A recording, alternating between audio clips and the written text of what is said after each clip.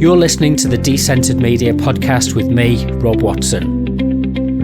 Conversations about community media.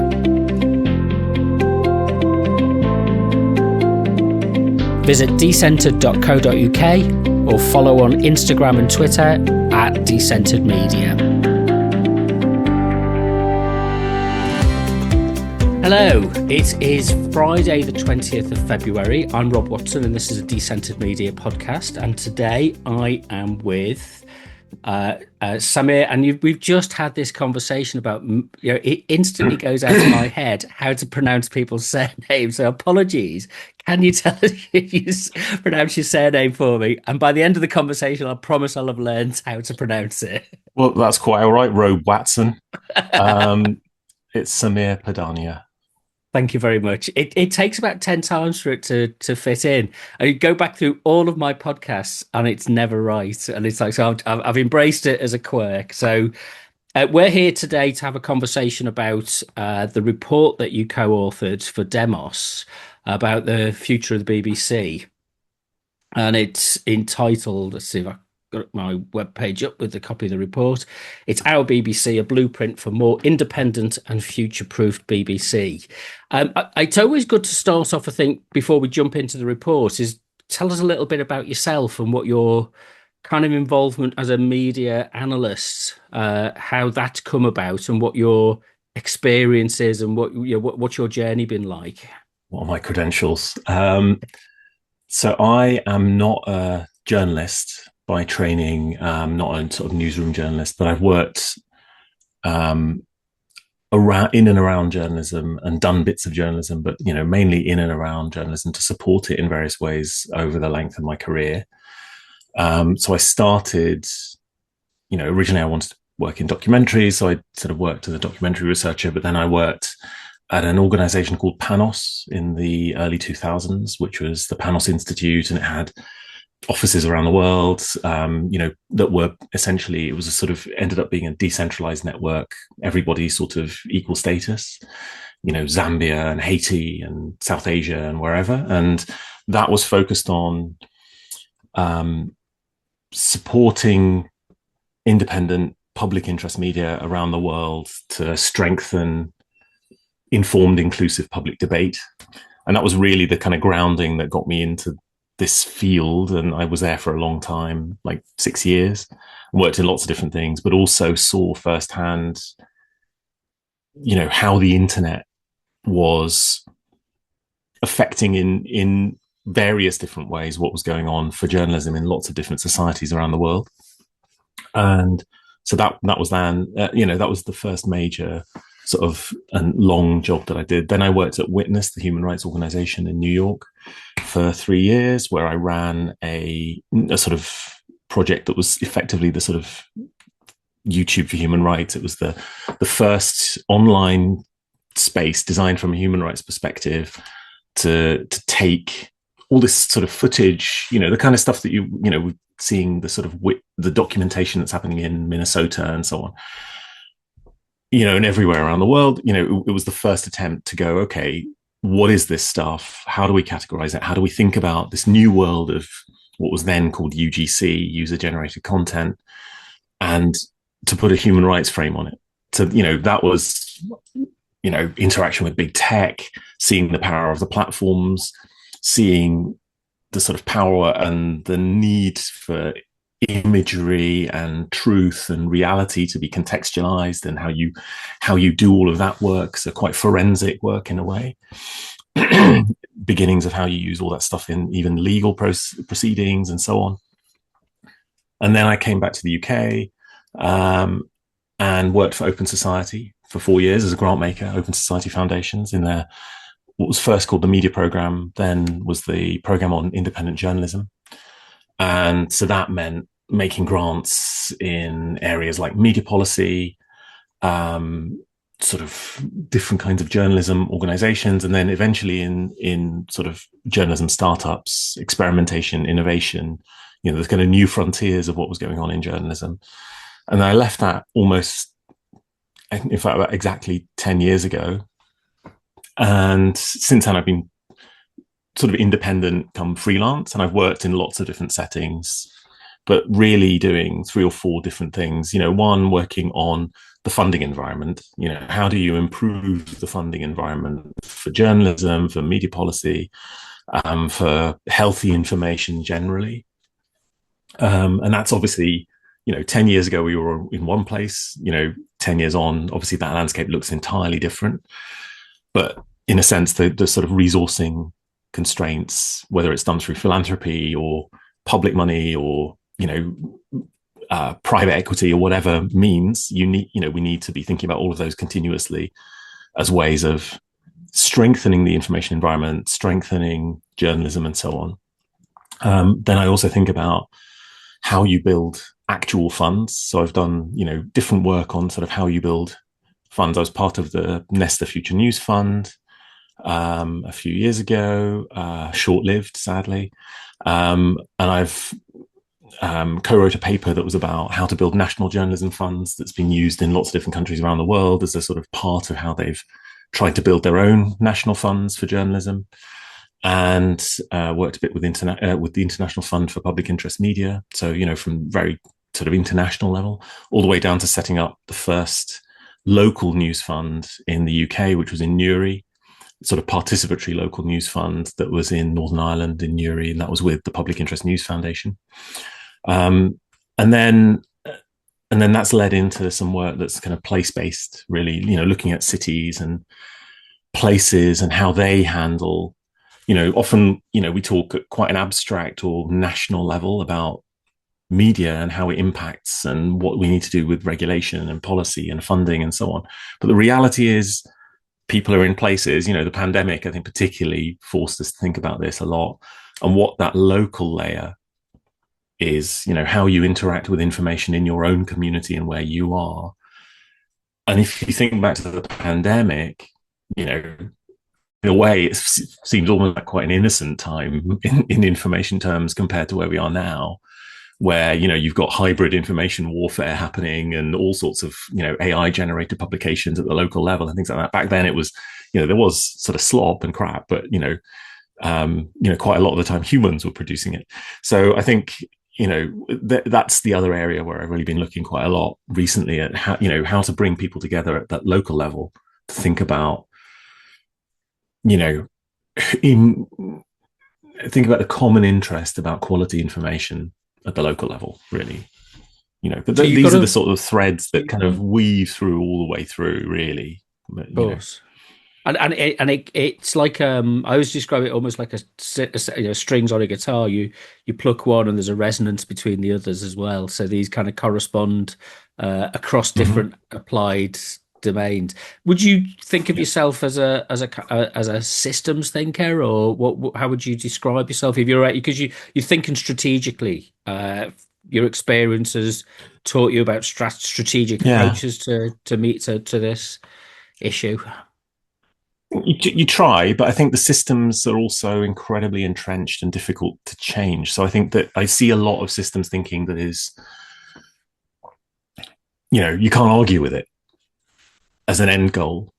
But I think the challenge is really, how do you get from where we are now, entrenched compounding capital, inequality of wealth, inequality of information, concentration, and all of these sorts of forces. How do you get from that position, which is incredibly asymmetrical already, plus we're going into a world where hard power is, being flexed again, might is right and all of that stuff. So in that world, how do you get from where we are now to closer to that sort of, alternative system, better system? There are things you have to go through on the way. And so I think there's a mixture of, like, I would say, across all of that work, I try and be as pragmatic and practical as possible. There are affordances in the policy environment. There are things that individual media organizations can do. There are things that funders can do. It's very, very difficult to get all of those things moving in concert at the same time. But there are pivotal things that you can affect that maybe will have a ripple effect that helps you keep pace with some things, right? I think, we're perennially under-resourced in the public interest field. Partly, it's like we overwork, so we're under resourced, but also it's still, sort of constraint or throttling of resources or reduction of resources historically. So it's, we're at the end of a long period of austerity in this country, let alone what the conditions are in lots of other places where I work and have done. So I think, try and think in as systems a way as possible, because you have to know where you're navigating towards and you have to have the sort of North Star. But if you're not dealing with the actually existing things that are in front of you, then it's very, very difficult. You can articulate lots of visions. And I think, in the report, we've tried really strongly to go, well, there are these visions out there of, more independence, better accountability, citizen involvement, and so on and so forth. How do we actually get there? If you were to actually play each of these things out, in your analogy, the guitar, if you were to compose a piece that used different chords and different notes and things like that, how would you actually get to that end piece without it sounding like a sort of, what it sounds like when I actually play a guitar, which is really, really, you don't want to be there, So I think that's one of the things. And I think the other thing that I'd say in terms of how I got to this, to be involved in this thing, is that I think, when these are constants in my work, and there are things that I've said, people I've worked with have said, that when I was at Witness, we were saying many of these things and we were warning about them. Concentration of power, particularly among the tech companies, outstripping the ability of any public interest bodies to sort of counteract it, the sort of sometimes craven response of governments and so on to, in the face of tech power and the sort of promise of technology and all of that sort of stuff. But, in a way, I feel we've been very, very siloed in how we look at these things. So, even within our silos, we are siloed from each other, or we are fragmented, and that's just, there's lots of reasons for that. I think, there's funding demands and a need to differentiate and all of those sorts of things. And then, there are genuine substantive differences. But I think when you look at the basic commonalities, we, as a sector, from the very, smallest organizations all the way up to the top, broadly speaking, I think you could find a lot that we agree on. And I think that marshalling that has not happened in the past as much as it could or should have done. There are many really, really strong initiatives that could have had momentum behind them, could have had better coordination, could have had more solidarity behind them, and perhaps they would have made a bigger dent, built momentum in ways that could have helped us build power in a different way. I don't think that that's happened, but I think where the election of the re-election of Donald Trump, and then the very, very blatant convergence with tech power and foreign policy and sort of, muscle flexing of different kinds, has, I think, some people recognized it very early, others are kind of coming to it later. But I think that frame, and I think in Demos's case, the frame of epistemic security particularly, I think it offers a cross-cutting analysis that many, many people find resonance in a way that maybe before, when they were told, well, look, journalism is really important and you should support it, or, whatever it might be, universal broadband is really important and you must, all of the libraries, why do we not have more libraries? Oh, well, libraries, do people really use them? All of that sort of stuff. You can get all that stuff online, physical spaces, lots of different things that matter to people really, but they were sort of fragmented across lots of different domains and never really seen as a whole. Our policy agenda has never really done that. In the US, weirdly, they did, like 15 plus years ago, nearly 20 years ago, there was a sort of Aspen, I think is it Aspen, I forget what it's called, Aspen Institute or whatever it's called. They did a report with the Knight Foundation that was called The Information Needs of Communities in a Democracy. That was like 2007, something like that. And I think that as a way of looking, it in a way, it's kind of an epistemic security report. It did for the US environment, it said all of these things are important. Journalism, media, civic connection, libraries, broadband infrastructure, and so as a sort of common umbrella, it brought together a lot of these things. And I think that what's happening now under the way that Demos has sort of marshaled this epistemic security network and the analysis, and the way that they've looked at sort of big picture things, but also very local things, I think is a very perceptive thing. And so that's how, and I've been involved in that over the past year plus, I guess, since it started. And then, to get the opportunity to work with Hannah Perry and Polly Curtis on this report, and some of the wider Demos team, and all the people that, all the allies in the wider field, British Broadcasting Challenge and other groups, MRC and others, who are all, have all been thinking about these issues for a long time. There was a particular frame that we felt, needed to be articulated. And it was this epistemic security premise, that the information environment we're in is different. So in a sense, lots of the different threads of where I've come from, although they seem possibly slightly tangential to a report about the BBC, they're sort of intrinsic, because they're all about how this globalized, highly financialized, asymmetric information environment affects the provision of quality information to people who deserve it as a human right, essentially. But you articulate it really well. It's a dynamic process rather than a mechanical process, and the danger is that a thing can often retain its mechanical cause and effect kind of models, which is, if even work, and I would say a good idea must be able to work both forwards and backwards. It's so if we have the BBC, we protect ourselves from information risk. But if we lose the BBC, then we expose ourselves to information risk. And testing that kind of idea I think is important, to being able to look at it and say, well, what's actually going on here, and how does this actually work, and in what context, so that take into account that changes in technology, changes in global the globalization model and experience, all those kind of factors. Tell us a bit more about how the report is framed in terms of, I mean, this term epistemic, it's kind of quite an academic term. What in general terms do you use? And you can write PhDs about what the definition of epistemic means. But what's your general kind of rule of thumb when you're explaining to somebody what that means? Well, I try, and when I'm explaining it to somebody, I try and dumb it down as much as possible by using the term hermeneutic. Very funny.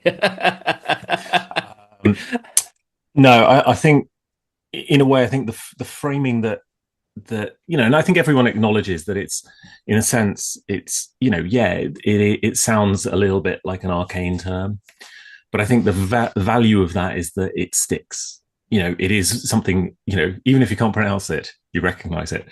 And I think that it says exactly what it means, which is that I think if you understand the word epistemic, coming from the word for knowledge in Greek, in the same way you have food security, you have cybersecurity, you have national security, these all imply having an understanding, a systemic understanding of how this thing exists and is produced and shared in your society, and what systems you have to protect the chain by which that spreads in your society. It's something that's fundamental to your ability to function. If we don't have food security, this entire, society will completely collapse, right? And there are lots and lots of systemic risks to our food security. I don't know if you read there was a sort of report that was partly put out by the government. It was sort of intelligence assessment of the sort of climate risks to my anxiety levels are high enough as they are. I don't need to be reading these reports all the time. It's I think I've probably had so much coffee that it's like it's indistinguishable from anxiety. So it's just like the natural condition in which I exist, reading reports like this and going, oh yeah, I get that. So I think there's a you know, if you think about it in terms of, in order for our democracy and society to function properly, in order for individuals in that society, groups in that society, to be able to participate, to be able to understand, ingest what's going on, understand the forces that are affecting them in their lives, you need a sort of reasonably secure enough and solid enough information supply chain, which has multiple levels to it, different kinds of actors. It's plural in the sense that you've got choices of different kinds of information, but the ways in which that information are produced are transparent to you. That you can, you have enough education to be able to understand, to be able to evaluate those things. You also have enough experience through your life. You are able to interact with and use that information to then make choices in your own life and in the lives of the people you care about and in the lives of your community and your nation eventually, right?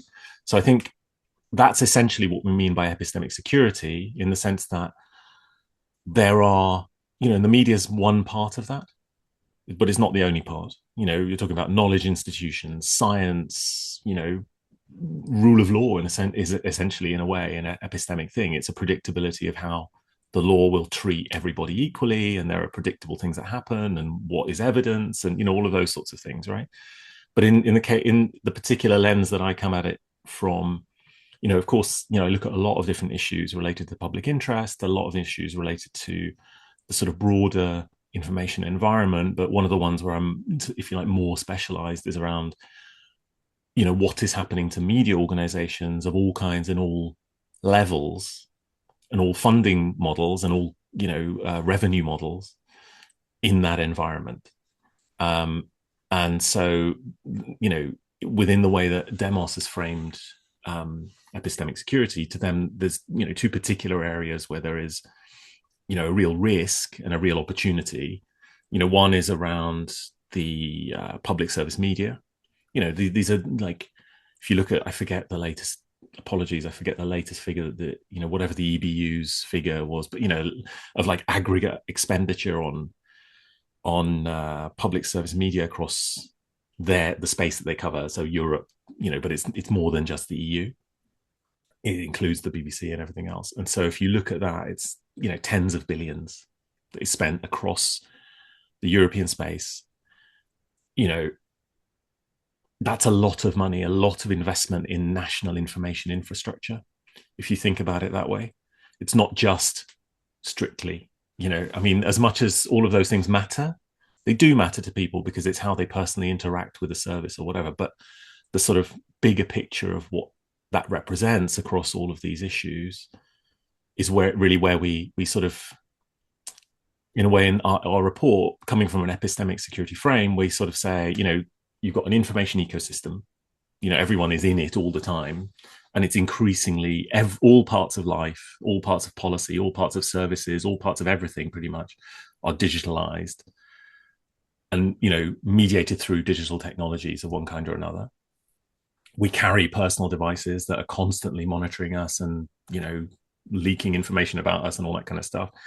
In that context, where you have to look at what the role of that thing is.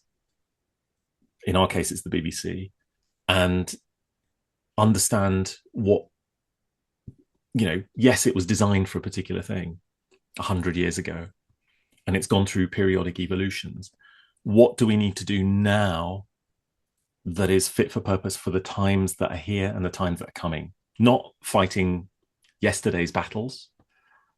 The environment we're in is different, and we have, and it's really the sort of environment in which the epistemic security program is kind of rooted in. A lot of the network of civil society and academics and in other institutions and funders and so on are thinking about a lot in aggregate.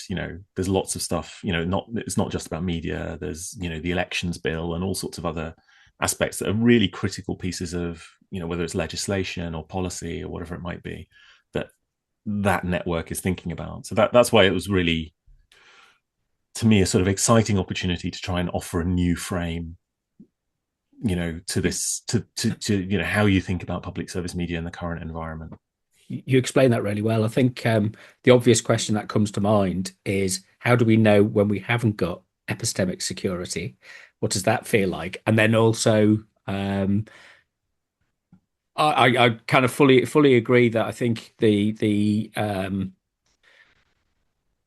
perhaps it's been because of the marketization of media, which is fine. I don't have I'm a pluralist and I'm a capitalist and wherever else, social democrat, wherever you want to call it. It's like I'm not policing. I'm not saying that we shouldn't have markets, but the kind of we've given away the tools that we had to develop security, to maintain security. And we've kind of taken our attention away from that and thought that we could coast on um, the globalized economic model, if you like, and that would provide lift all boats, as they say. But actually, we've not paid attention to the harbour wall. We've not paid attention to to those things that give everybody that secure setting in which they can berth at any particular time. So for what I suppose the big question is, and it kind of I wonder if the framing of this might not be the right way to do it. It might be a cart before the horse or a horse before the cart. I'm not sure. Did you have discussions when you were thinking about the report about what kind of, because there was a thing that Tim Davie talked about a while ago, long before the controversy blew up, and he said, and it was kind of one of the few things I agree with him on was we have to decide what kind of country we want to be, and then we figure out what kind of BBC we want to work in that. With the other discussions, so you've mentioned things like kind of security is a crucial one. Self-determination is the purpose of security, and information security is part of that. Inequality is a risk, and I agree. You sound very pragmatic about that, and that regard myself as a pragmatist in that sense. I'm not trying to drive an ideological idea first. I'm looking at this and saying, what's the foundational provision that a state or a society needs to put in place to ensure social cohesion, social security, welfare, information security, those kind of things, epistemic security, if that's what it's called. So that's a jumble of kind of half-formed questions. But is there a sense that you had an idea of what kind of society you want to consider to be, and then that drove the direction of the report, or was it something that emerged out of thinking through, well, if we put these kind of systems in place, this is what kind of society we're going to end up with? Or this is the framework that we have to I mean, I deal think with? that the fundamental motor of the report is, how do we strengthen the independence and accountability of the BBC? I think if you look at the BBC and you try and understand what it is, it's very hard because it occupies so many different levels and parts of civic life, public life, media life. Such a multifarious. I just want to, sorry for interrupting. Yeah. I just want to push back on one thing on that actually, if you don't mind. Uh-huh. I'm not an interrogative journalist, so it feels odd to say Yeah. it. But is that for the BBC's sake, or is for that British citizens? Is the how do we strengthen the independence of British citizens? And what role No, I does the mean BBC play in that? That for me is the fulcrum point often with this discussion. sure, but I think that's a bigger and different report. This is really focused on a policy moment, which is they're asking, what should we do with charter renewal, right? There's a very practical thing, which is the BBC, unlike any other organization with a royal charter, has to sort of argue for its existence every roughly 10 years. Not everyone understands that. So I think that is one massive thing that, like, when people go, what? When they understand that actually every 10 years this organization has to argue for its own existence, and it's doing that in a progressively more and more hostile environment.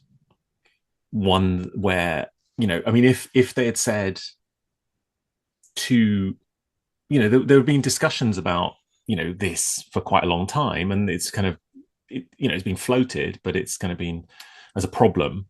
But this is the first time where you've got an overwhelming drumbeat of everyone saying, we've got to stop. We've got to, like, the cycle of Do every 10 something. years is ridiculous, because it's costly. It distracts the organization from what it should be doing, which is serving the British people, right? And fulfilling what you just said, right? How do you make this society more legible, more accountable, more transparent, more fun, frankly, et cetera, for all the people who live here, whether they're citizens or not, you know? And I think that that is a really important distinction, because there is a policy process that is happening right now. And the reason that that's important is not because it's a media policy issue, but this is important because the BBC is a symbol of how we want our country to be and what we want to get out of it, how we communicate with each other and all of that stuff, right? So in a way, it's not that we went, of course, there are background things like you're saying, that there is this link between, there's a sort of underlying assumption of, there is a sort of, it's more than a social contract. It's a sort of almost the rights, it's a part of the rights framework in a way, the human rights framework of everyone who's here, that the government has agreed through the provision of the BBC and the wider PSB system and so on, to guarantee a minimum level of information, quality information that has some safeguards around it and standards around it, and a way in which you sort of oversee and regulate that and make it democratically accountable, that was unique, and that has become a global model, right, for how you might choose to do this in a society. And so that, in a way, we're like, we talk a little bit about that, but that's the history and the roots and the sort of DNA of this kind of contract or framework or whatever. But the assumptions in the world have periodically changed. We've been through the Cold War in that time. We've been through the Second World War in that time. We've been through, the Great Depression and all sorts, global financial, all sorts of crises have affected society that are far bigger than the simple, that institution. But that institution has endured and been pivotal through all of those moments. And yeah, it's made mistakes, but any organization makes mistakes. It is unique in the way that it is structured to force it to account for those mistakes.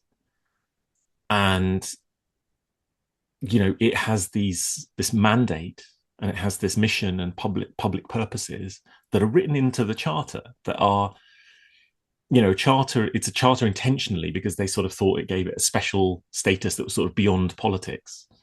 You create this thing that is for the public and for the people, and then it has to be beyond politics. You can't have politicians having a chokehold over it.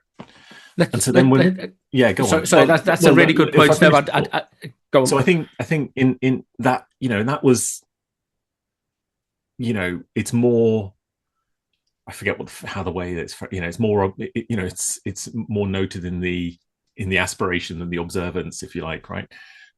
But it's become so nakedly clear in the last couple of rounds of dealing with, particularly the last government, the Conservative government, under, where there was a sort of austerity approach. And then you can see, and we talk about this in a bit more depth in the report, that 2010, 2015, these negotiations sort of brought to the fore why it's dysfunctional.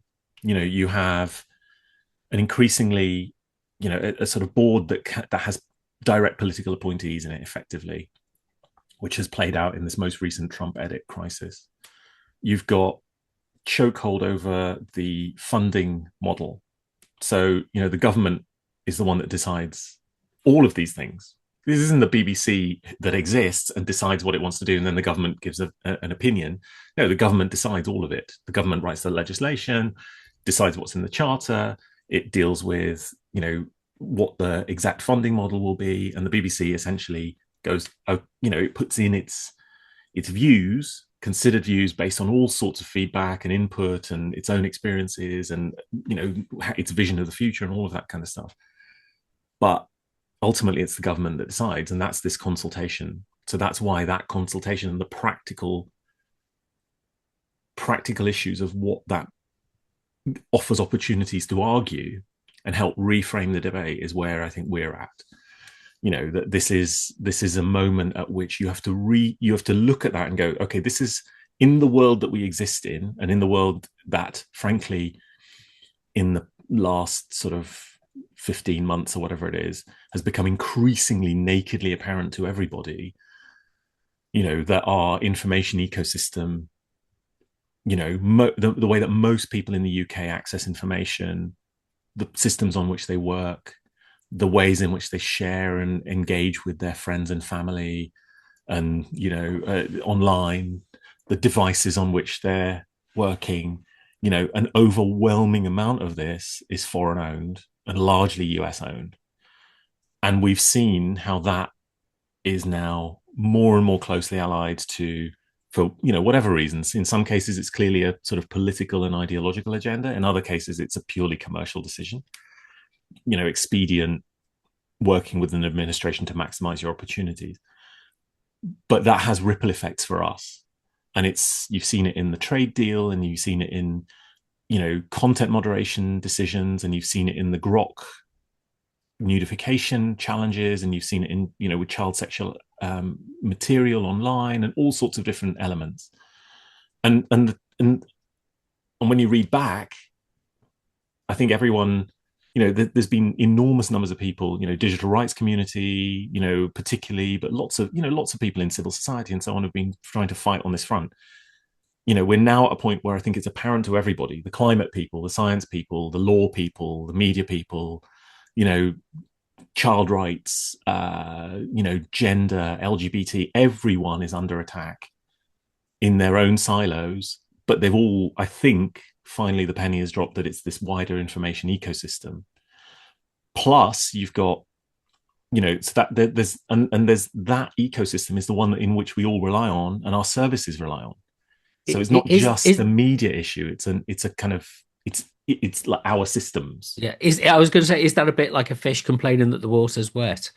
No, it's complaining that the water is being,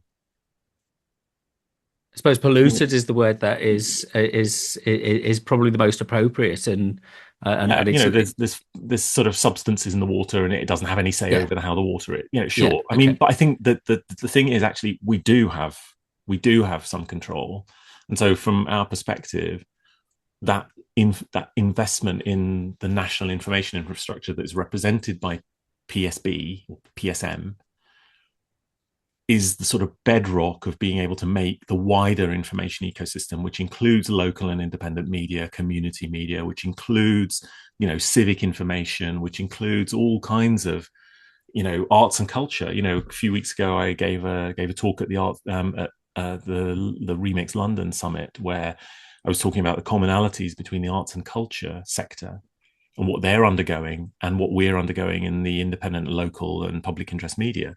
You've flagged up a couple of issues. I want to go back to one, which is the what's wrong with democratic oversight and accountability with elected representatives having a say, a guided say, let's put it that way, over the BBC, because ultimately the sovereignty of Parliament it takes priority. Yes. And I've heard other commentators who support the BBC kind of describe, the here today, gone tomorrow politicians. And it's kind of like, well, actually, that's disrespectful of the democratic process. And we ought to be able to elect representatives that can express a view. If politics is dirty and politics needs cleaning up, that's a different issue than whether the politics should have a say about the BBC.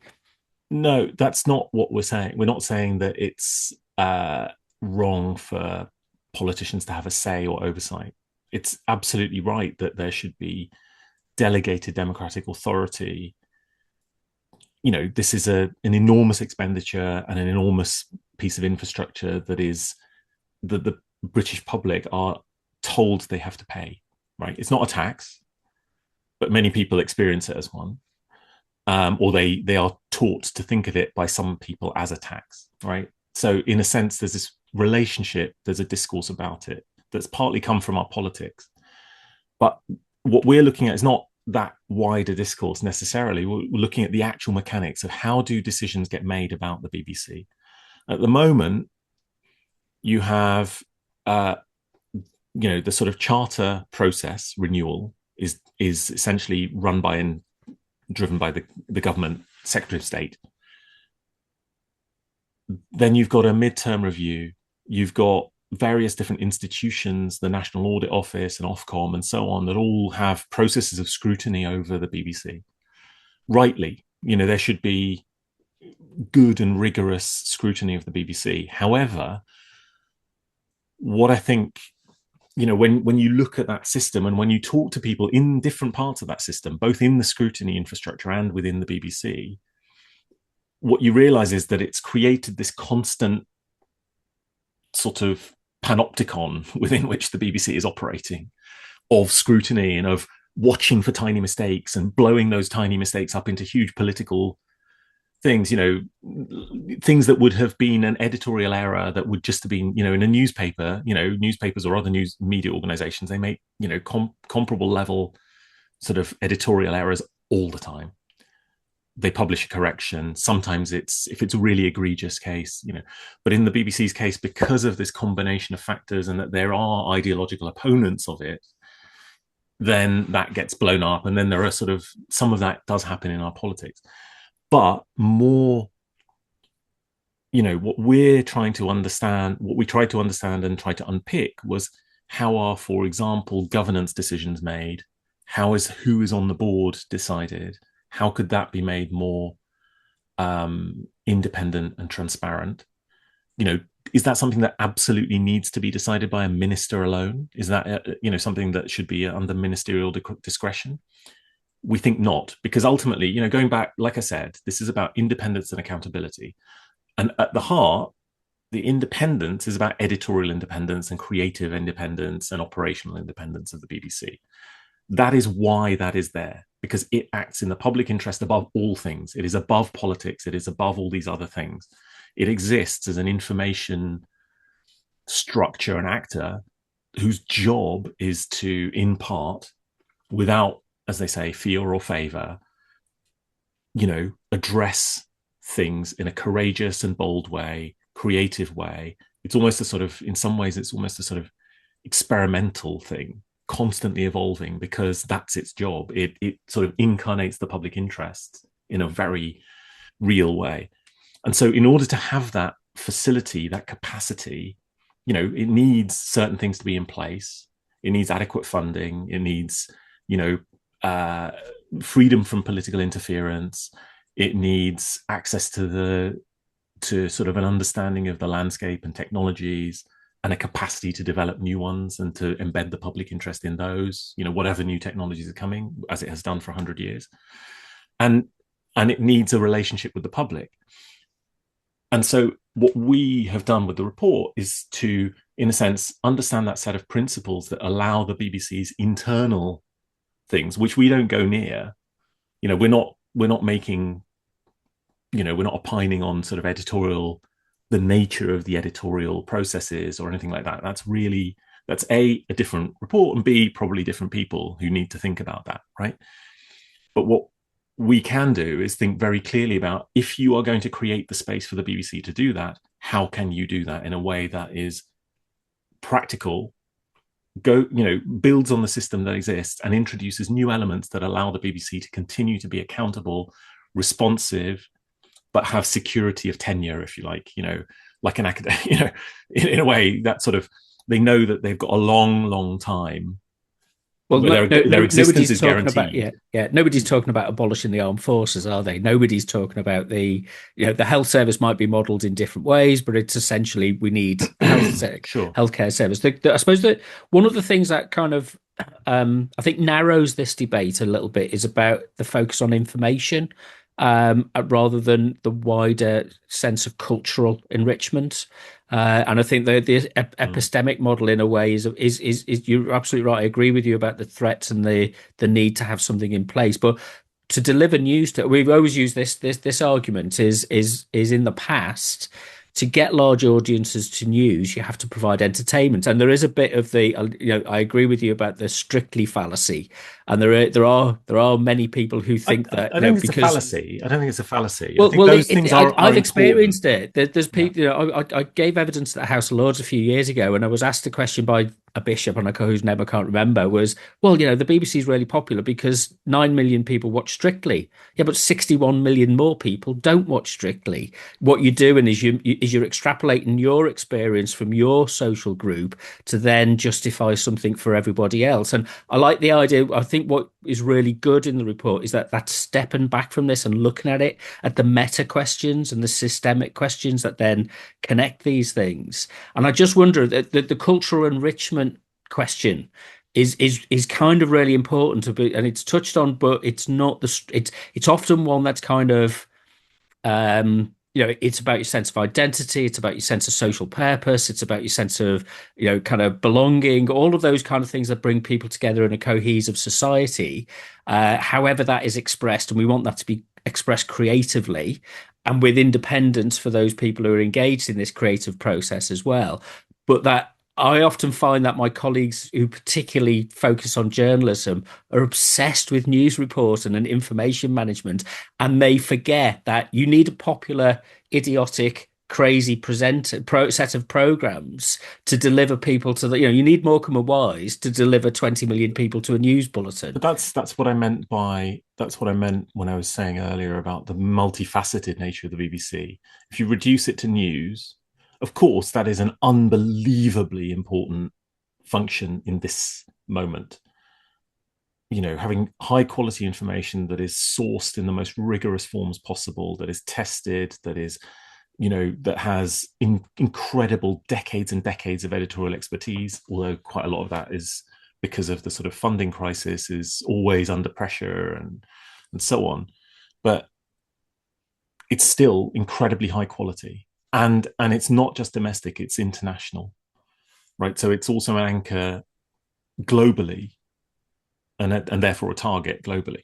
But that's one dimension of what the BBC does. It does all sorts of other things. And like you say, in an individual's life, they may interact with particular things. You have, one of the things I was looking at recently was, there's a lot of stuff about how young people don't care about the BBC, don't understand it. Actually, the usage levels on things like sounds and of individual podcasts or programs is really quite high. They might not watch linear TV at all or ever. They might not even watch things on iPlayer. They might watch them, but they watch the content, or some of it in other settings, when it's picked up after the rights window on Netflix or wherever, right? So it's not that people, I think you have to, I think we had to sort of abstract ourselves a little bit from those trenches, because I think you can get lost in those arguments and lose the bigger principle. And while we've tried to tether the big principle to practical things, how will this, if we address this principle, and this principle, how will that have practical implications for how the BBC can operate in the future? How might this change the footing on which the BBC does things for young people, things for rural people, things in AI, things in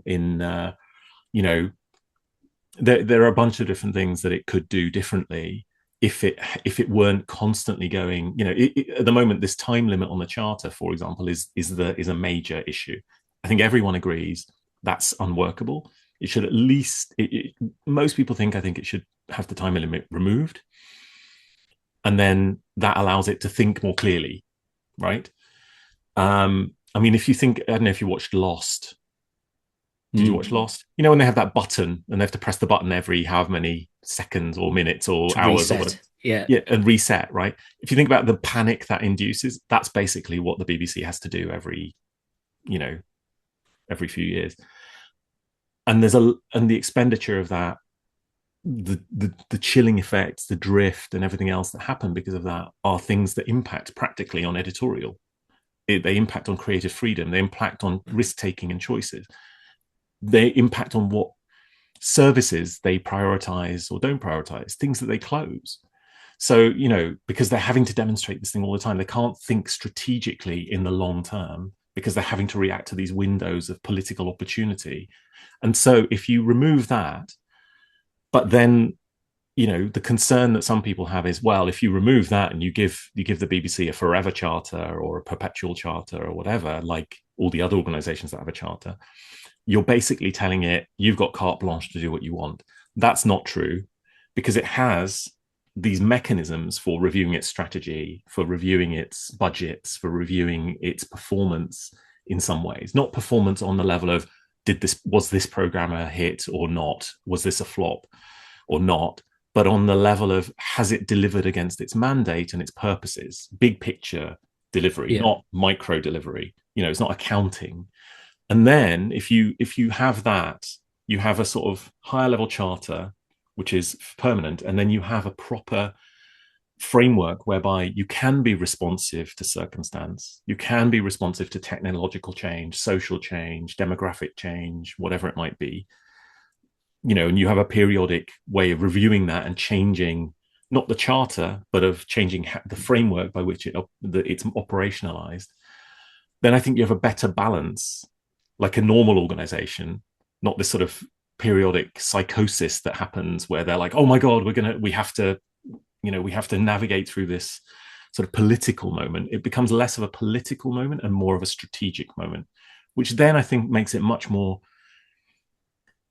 generative, if you want to use a word like that, for the British public. The British public genuinely are in a situation where they are watching an organization and inputting into an organization that is trying to think, not, oh God, how is this going to land in number 10 or whatever, but how is this going to land in Salford I mean, to and be, environs, the people, not yeah, Salford Media City, yeah.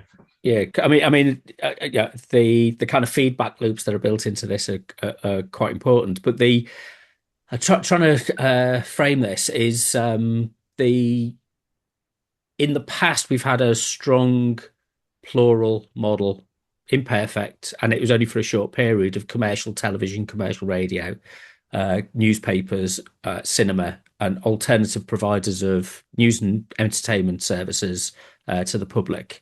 And they've kind of withered away, or they've been globalized and corporatized and homogenized, and as we talked about earlier, they're largely run by global corporations now.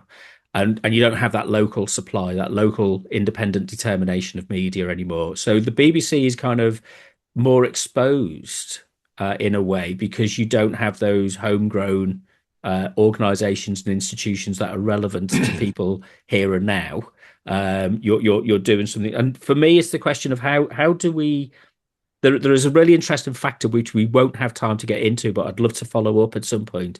Is about the information infrastructure that comes from the BBC. So, like making the information, like the algorithmic information that comes out of the BBC and they use in the public domain, and that's a public service to provide that, and to use the BBC as a way to provide, if you like, information management provision for, it could be a benefit for a social benefit for other providers to come in. Because I'm concerned that why do we need a national state-run institution to do this? It's not a state-run As institution. well, this is the argument that people say, and it's a Yeah, quasi it's a straw state-run man institution. argument. It's a sort of intentionally fudging argument, which has to be repeatedly. Musk made it when he designated the BBC as a state media, and then they Well, protested and he revised it. well, but it's a perception that's taken hold and many people resonate with. However, how do we support the diversification of supply in the Yeah, media system? Because that then takes the pressure away from the BBC. If we've got, so my experience is I run an arts set up an arts radio station in Leicester.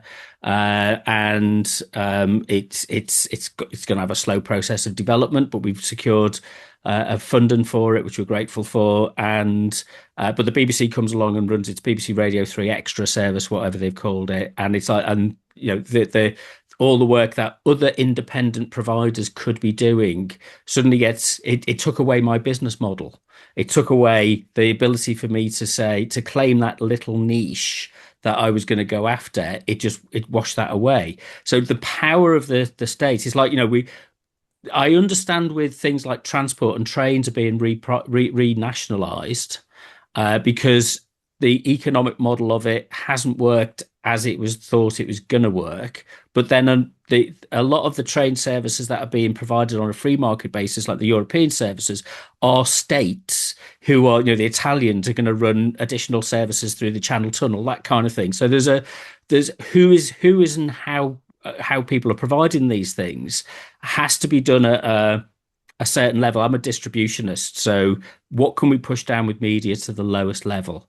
And citizen engagement, citizen participation, not just in the governance of the BBC, but in the production of the media ecology and the system and the platforms that go out there. And I I just think wonder, just kind of how is the technology is going to be present us with some big challenges before we start to, what are we taking account of for that 10 years, 20 I years think I into the think I future we think need if to you think about? I think what you have to do is you have to create the conditions for that to be possible, right? So this is why, what we do in the report is to talk about the governance, the charter. So you've got constitutional level things where if you guarantee this thing's existence, and if you within that say this thing needs adequate funding, which is what the European Media Freedom Act says, and other Germans have it, and others, other countries have this provision. So you sort of make certain things incredibly explicit. You say, this exists for these purposes. For the delivery of these purposes, we will guarantee it adequate funding. And then you say these things will be not determined by a government of the day. They will be accountable to a government of the day, but they won't be determined by a government of the day. So the board of the BBC will be determined by an independent appointments commission. The funding determination, like in Germany, will be determined by an independent commission, funding commission, right? And it will take evidence, including from the government and all the other bodies that I mentioned earlier, Ofcom and NAO and everyone else. And they will then make a judgment. That will be an expert panel properly appointed through the appointments commission, and they will do that. They will come out with a thing saying, okay, this is how much the BBC needs for the next funding envelope. Not this is what it needs next year, not this is what it needs for 2 years, but this is what it needs for this period.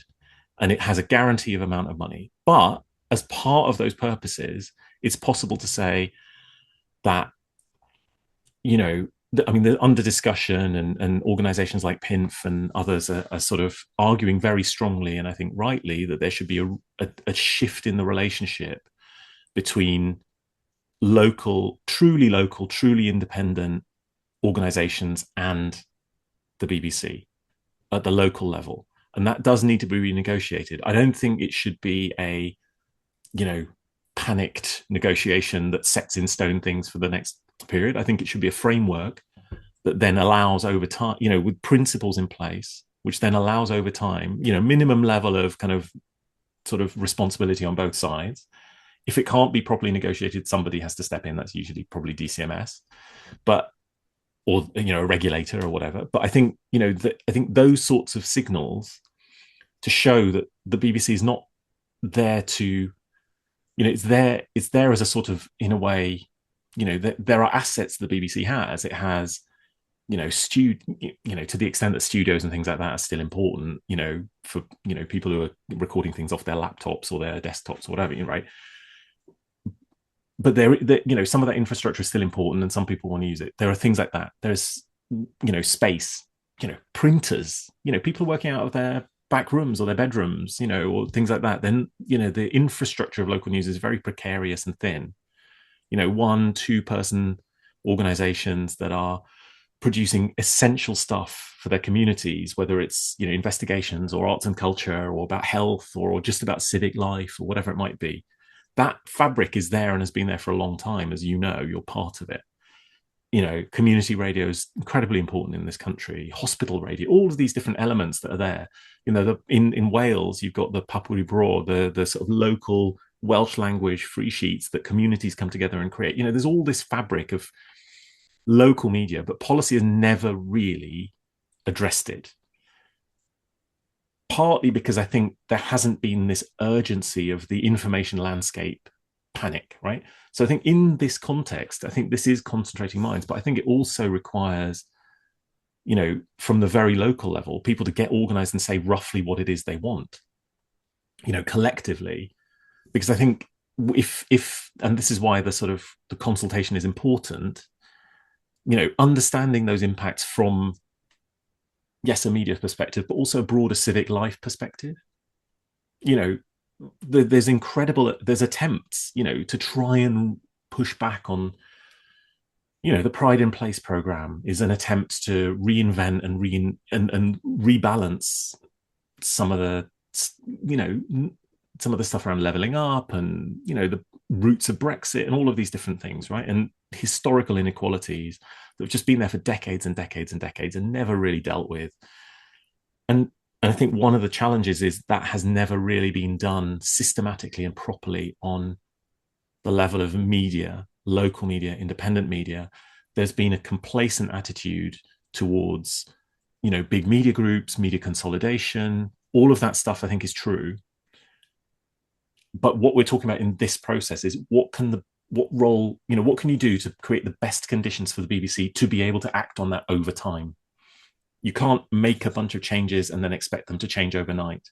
It takes time. I mean, they have done, Middlesbrough, there's a space in the BBC building in Middlesbrough, the ground floor, I think used to be a furniture showroom or something like that. And then the BBC took it over and turned it into this kind of centre, which was open to the public and open to the local community. So it's not like things like this haven't been tried before, but the pressure of costs, the pressure of, the incentives under which all these different things are working are sometimes the wrong ones for the BBC to then make decisions that are, that would enable them to do things like that in a strategic way, but also a way that's kind of co-created with local media in different ways. So I think that there is room in that. And I think it's really important that people in the local independent community sectors do engage with this in the way that, okay, like what is it we would like to see? What is practical now? Where do we want to navigate towards?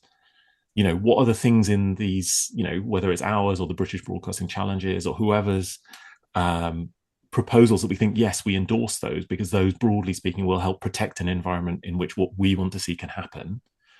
I think those are sort of important things to think about. It's those constitutional foundations. One of the things we haven't talked about at all is this, aside from ending political appointments to the board by independent appointments commission, we sort of, on balance, we've come down to the. Sorry, I'm on a call. Sorry about that. Is the supervisory board, conduct panel for the board. One of the challenges that's come up, all of these things that are sort of at the high level, the governance layer, need to be dealt with, right? Then you have this idea of guaranteed adequate funding, right? Which is important because that's what underpins the ability of the BBC to then make rational decisions and to allocate resources properly and not just have more and more things piled on it. If for example, the government were to say through this, well, now the BBC has to do a whole load of stuff for local and independent media and community media, but we're not going to give you any extra resources to do that. You're going to have to make cuts elsewhere. That's ultimately what will end in the ruin of the BBC, and it won't help the sector. So I think all of those things are important. But then the last thing that really we've particularly, we've heard from lots of different stakeholders that they want citizen participation in the BBC. It's we own it, we should have a say in it kind of argument, right? And I think a lot of people have sympathy with that instinctively. And also they've seen the growth of deliberative democracy from a kind of experimental thing, even, think back to the World Social Forum and things like that, right? Now you've got an incredibly mature field with a huge amount of research showing the quality and benefits of deliberative practice, what's called deliberative reason, the quality of decision making, and all of that kind of stuff. So we have gone through in some detail in the report to articulate how and where that can make a difference. Crucially, it's not like audience panels or the other kinds of consultation that the BBC does around, audience preferences or, usability of the website, or, when they're proposing to shut off a service, or, whatever. It has all that legal stuff, legally mandated consultations they have to do. This is a different kind of thing, which is a sort of standing citizens panel, which is feeding into the board, and the board is taking high level decisions. It's not deciding about commissioning and things like that. And this body is the same. It's not saying, we think you should have a different host for Strictly. It's not that. It's not about content. It's not about complaints. It's about these high level strategic decisions and principles that govern the BBC and govern its kind of work going forward. And they essentially would have the capacity and the support to be able to ingest all of these things, to deliberate on them, and then to say to the board and the executive, this is having looked at everything you're proposing to do, having looked at your budgets, we make these recommendations. There may be 10, there may be 50, there may be 200. We don't know. It's up to that body.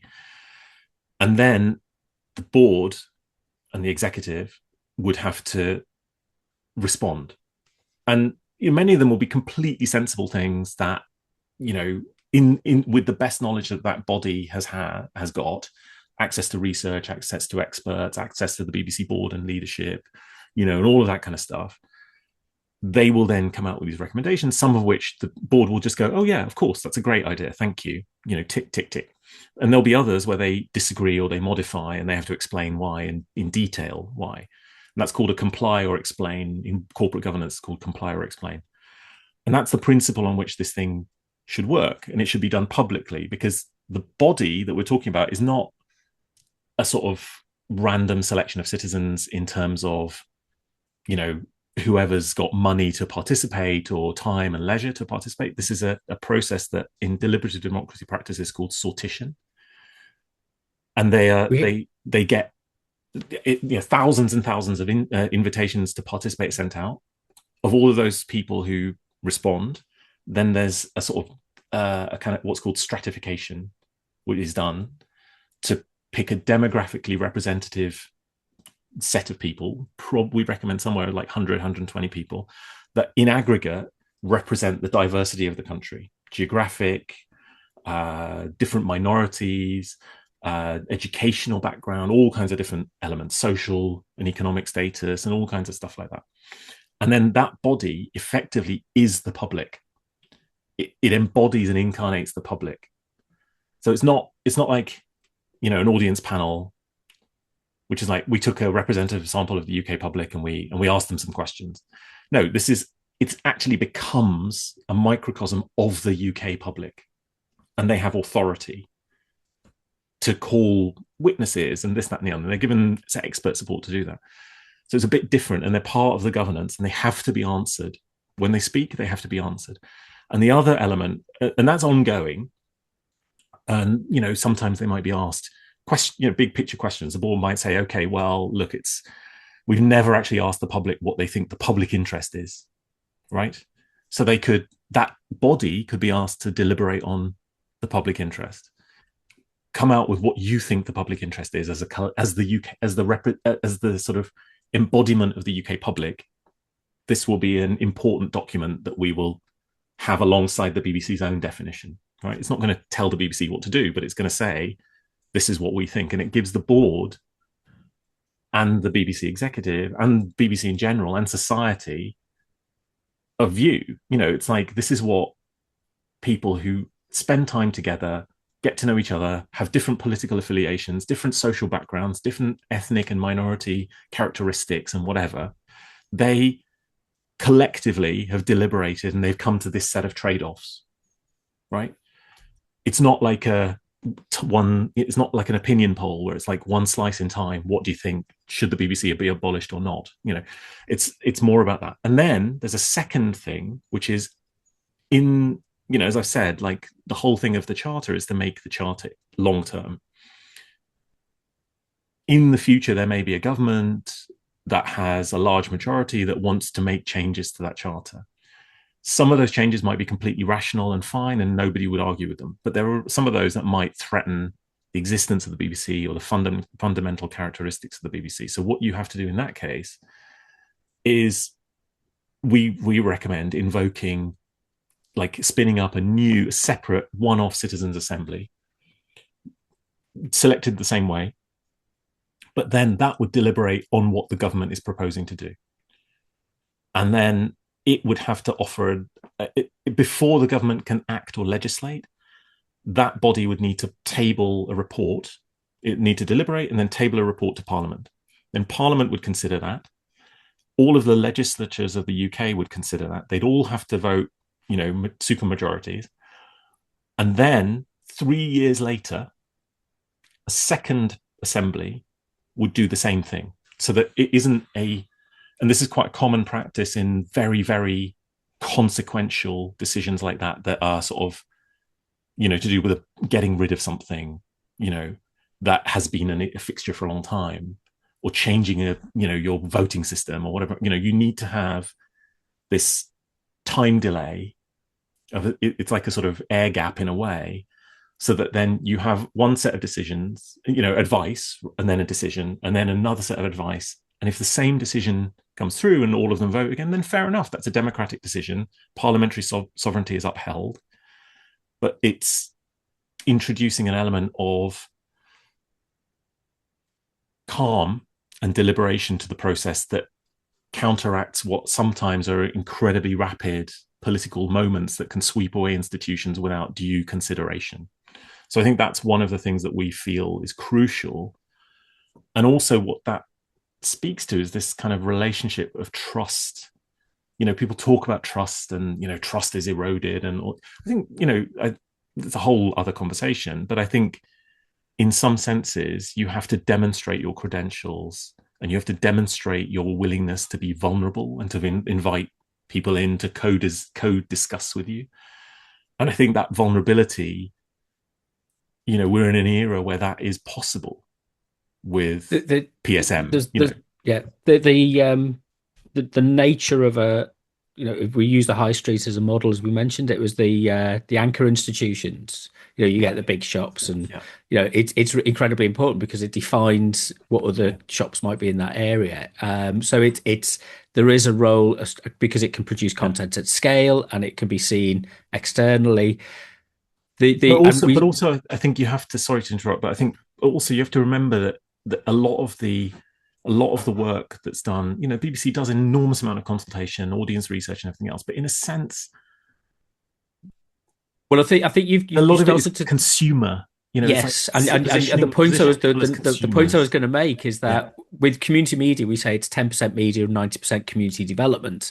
Now, we're not expecting the BBC to do that level of it, but there needs to be an introduction to the BBC that actually they are there for community development and that they offer services. It could be they offer additionality to their broadcast and media services that are also about civic literacy, civic skills, whatever it is, and that there is an element there of it changes the model of justification from a marketing model.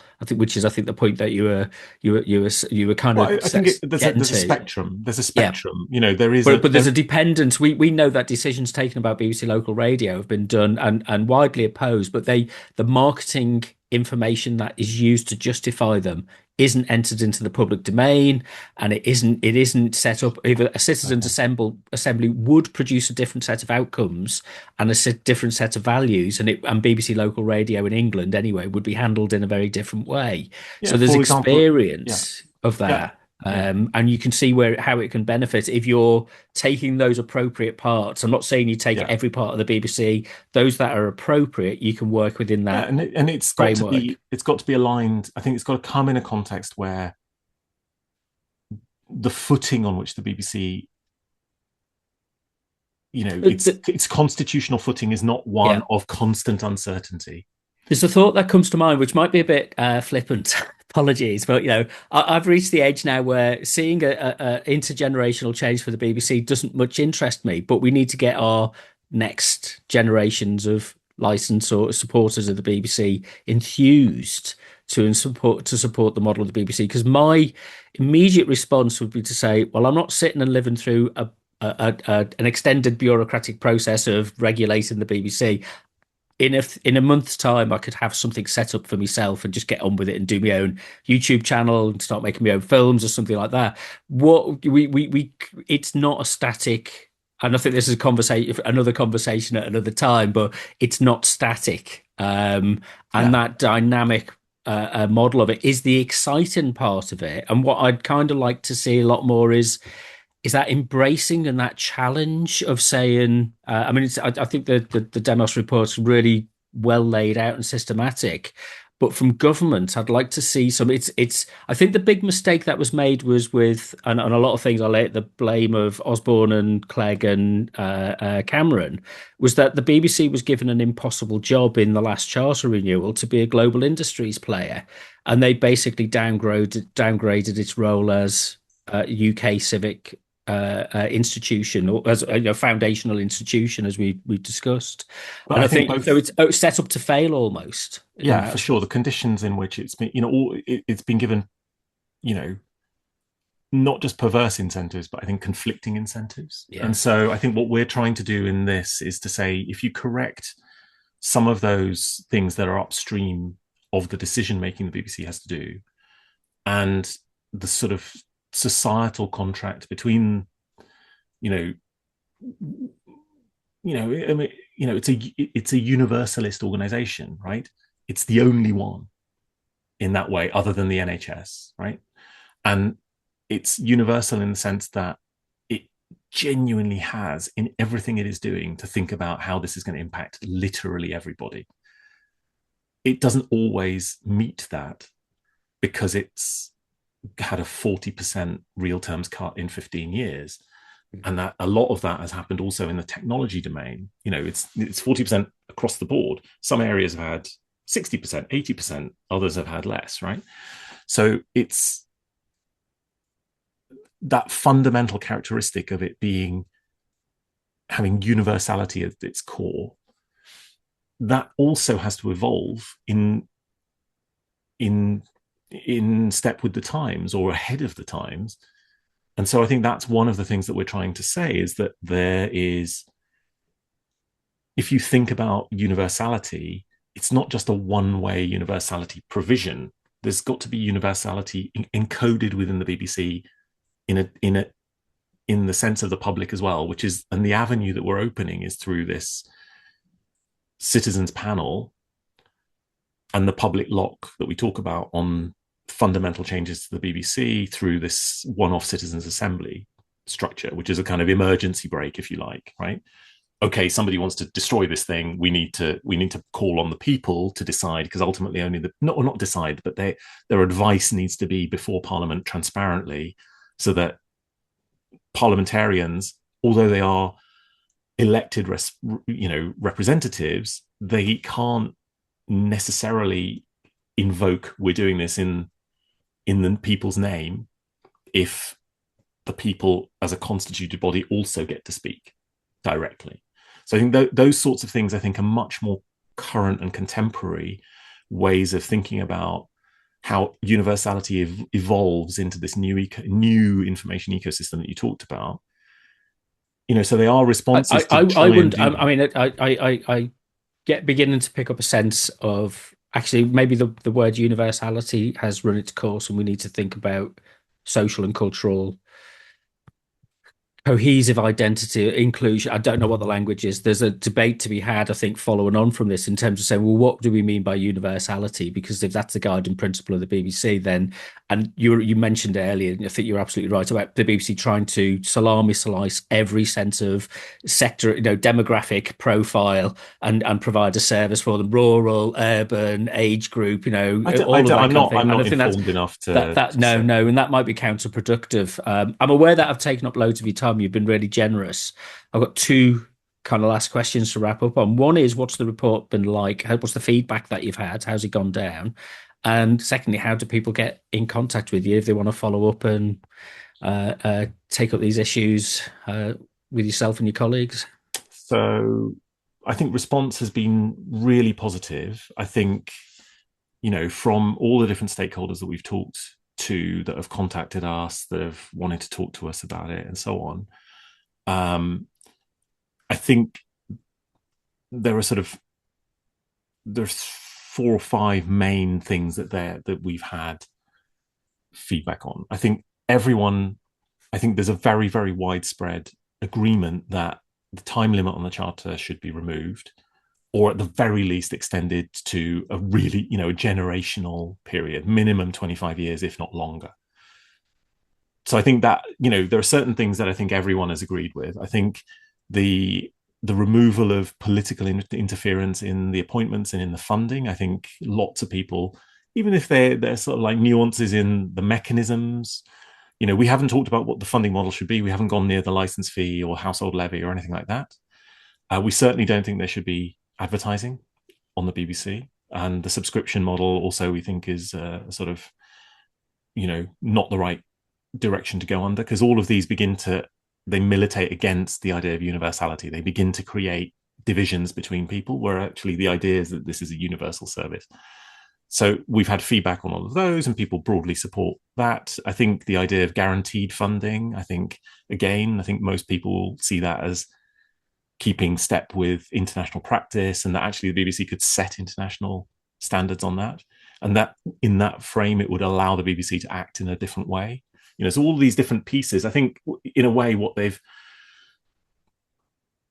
people appreciated was that the depth in which we went and tried to see, it's not just there should be a forever charter. We actually have run through what that actually means constitutionally, legally, in terms of, and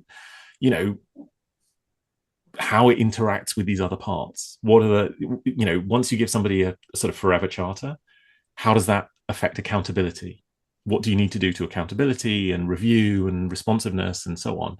And then what do you need to do? How does the funding work? And do you always have to decide before, or do you give them the funding and then evaluate afterwards, ex post or ex ante, right?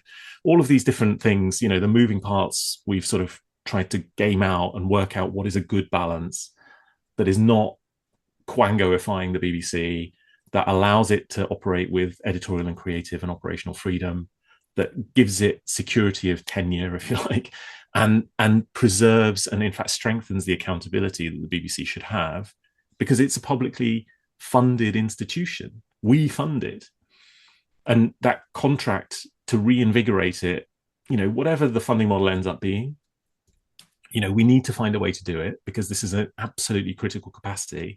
And going back to the beginning of what we were talking about, I think repositioning the BBC within that frame, and others have done it as well. I think British Broadcasting Challenge particularly has kind of talked in this frame as well. We've all talking about it in terms of critical national infrastructure, and the BBC's infrastructure as part of the cyber security and resilience frameworks, and all of these different things are incredibly important.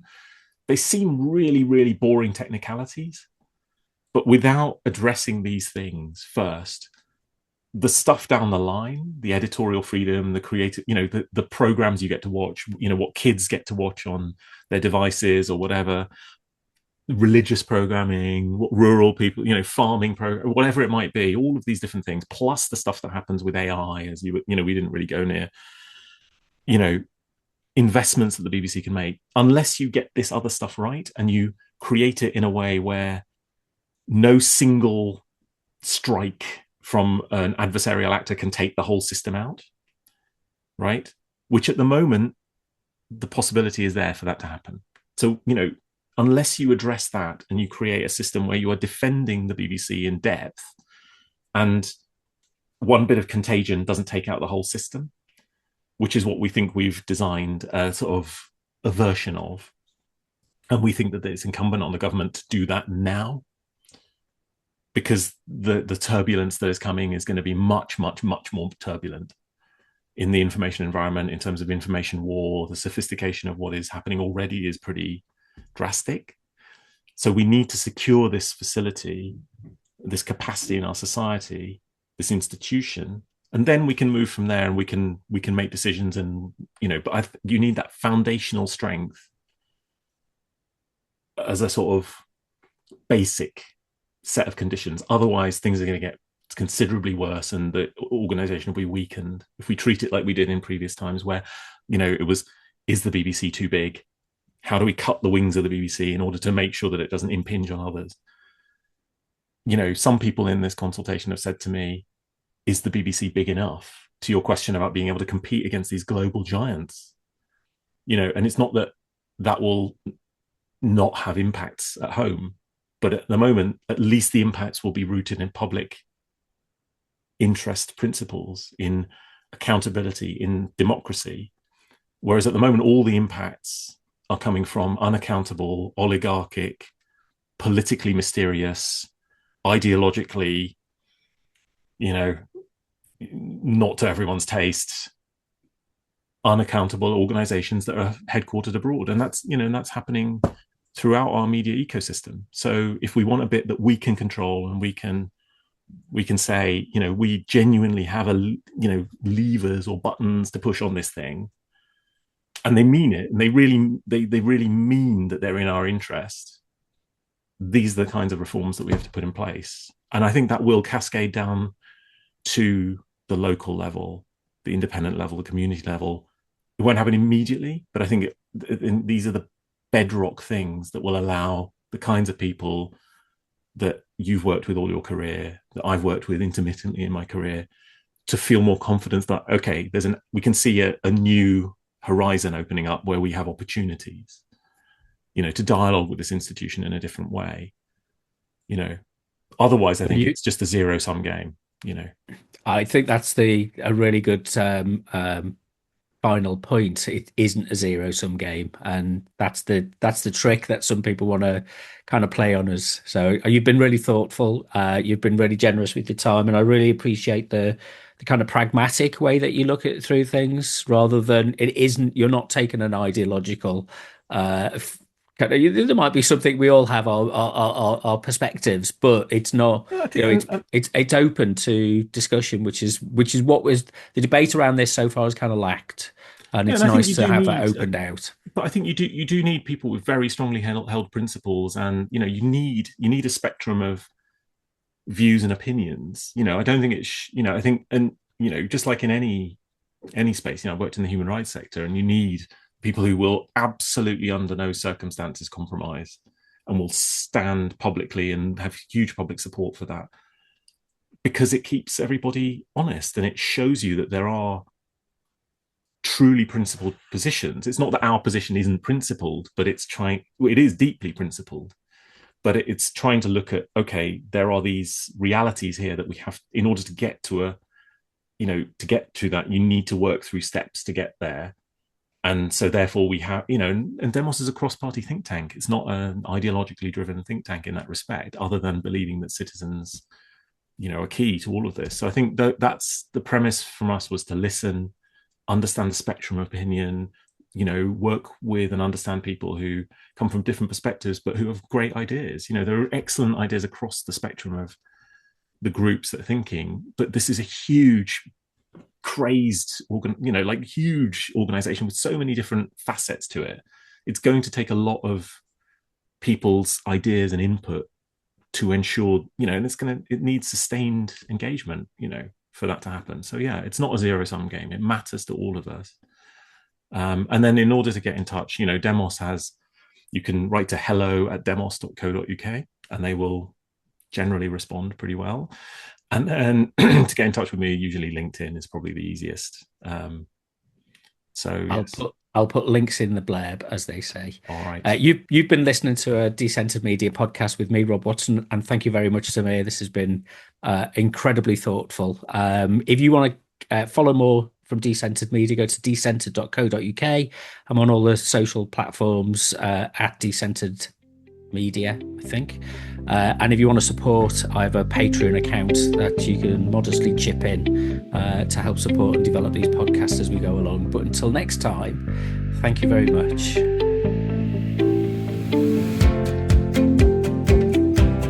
You've been listening to the Decentered Media Podcast with me, Rob Watson.